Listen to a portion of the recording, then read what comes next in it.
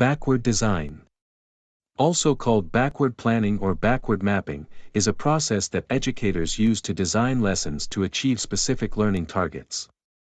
Backward design begins with the objectives of a unit or course, what students are expected to learn and be able to do, and then proceeds, backward, to create lessons that achieve those targets. Typically, teachers start by examining the state's learning standards or benchmarks, identifying the desired learning targets and evidence, and then finally organizing instruction to meet those learning targets.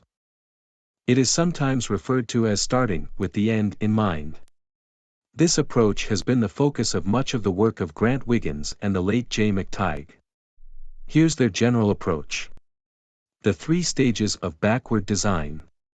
Stage 1, identify desired results. What should students know, understand, and be able to do? What content is worthy of understanding? What enduring understandings are desired? In Stage 1 we consider our goals, examine established content standards, national, state, district, and review curriculum expectations. Because typically we have more content than we can reasonably address within the available time, we must make choices. This first stage in the design process calls for clarity about priorities. Stage 2, determine acceptable evidence. How will we know if students have achieved the desired results?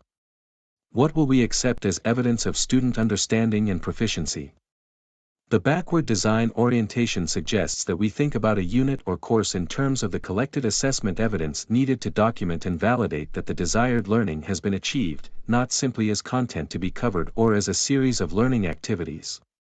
This approach encourages teachers and curriculum planners to first think like an assessor before designing specific units and lessons, and thus to consider up front how they will determine if students have attained the desired understandings. Stage 3, plan learning experiences and instruction. With clearly identified results and appropriate evidence of understanding in mind, it is now the time to fully think through the most appropriate instructional activities. Several key questions must be considered at this stage of backward design.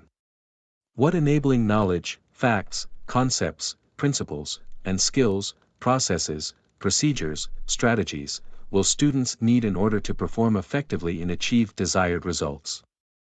What activities will equip students with the needed knowledge and skills? What will need to be taught and coached, and how should it best be taught, in light of performance goals? What materials and resources are best suited to accomplish these goals? Note that the specifics of instructional planning, choices about teaching methods, sequence of lessons, and resource materials, can be successfully completed only after we identify desired results and assessments and consider what they imply. Teaching is a means to an end. Having a clear goal helps to focus our planning and guide purposeful action toward the intended results.